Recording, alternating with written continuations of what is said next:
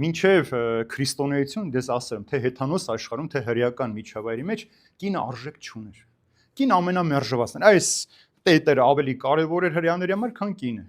Քրիստոս եկավ, կնոջ կերպարը բարձրացրեց եւ ասաց, որ կինը եւ տղամարդը հավասար են։ Մեկը մյուսին իշխելու համար չեն, մեկը մյուսից առավելություններ չունեն։ Դրա համար տղամարդու կողից է ստեղծել կնոջը հավասար։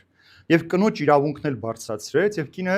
ինչ արեց, կնոջ միջոցով եկավ աշխարհ, իր հարության առաջին վկաները կանայք եղան, խաչի մոտ էլ կանայք էին կանգնեցին։ Այսքան կանայք առաջության քրիստոնեական կյանքի մեջ, հիմա էլ ավելի շատ են ուզում առաջանել, ավելի մեծ իրավունքներ, չէ՞, այս ֆեմինիստական շարժումներ, որ կանանց իրավունքներ, բայց տղամարդկանց իրավունքները այսօր ավելի շատ ոտնահարված են, քան կանանց իրավունքները։ Ուրեմն Քրիստոսի միջոցով կնոջ իրավունքը անցածավ ինչու համար, որովհետեւ ընտանիքը, տունը, պահողը կինն է։ Տան հիմքը ամուր պահողը կինն է, դրա համար կնոջ մասին հիմա այստեղ ասում եմ պարավ կանայք, բայց ասում եմ ծեր կանայք, տարեց կանանց մասին, ինչ պիտի լինեն, նրանք ինչպես պիտի վարվեն։ Առաջին ասում եմ պետք է զգաստ լինեն։ Կինը պետք է միշտ զգաստ լինի։ Ինչ է սա նշանակում։ Զգաստ պետք է լինես քո հակու կապի մեջ, քո կեցվածքի մեջ, քո խոսելաձևի մեջ, քո շարժուձևի մեջ։ Այսինքն այս ամենը շատ կարևոր է։ Չի կարող կինը շատ վատ հակու կապ ունենալ եւ ասել ես շատ բարեպաշտ եմ։ Չի լինում այդպես։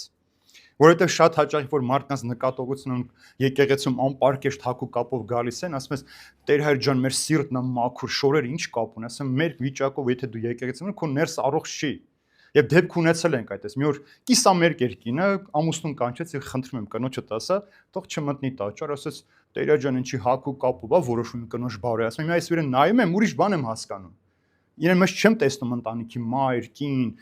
ծնող, զավակ չեմ տեսնում այնտեղ։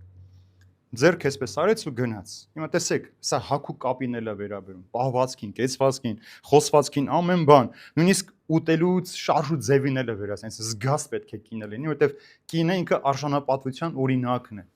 Դրա համար, երբ որ տղամարդը շնության մեղք է գործում, այդքան չեն խոսում, ինչքան կինը, որովհետև տան պատիվը կինն է։ Պատիվը աղավաղվեց, այդ տունը պիտի քանդվի։ Դրա համար լավ կինը տղամարդու թագու պսակն է, վատ կինը տղամարդու ամոթն է։ Դրա համար ասում եմ թող կանայք զգաստ լինեն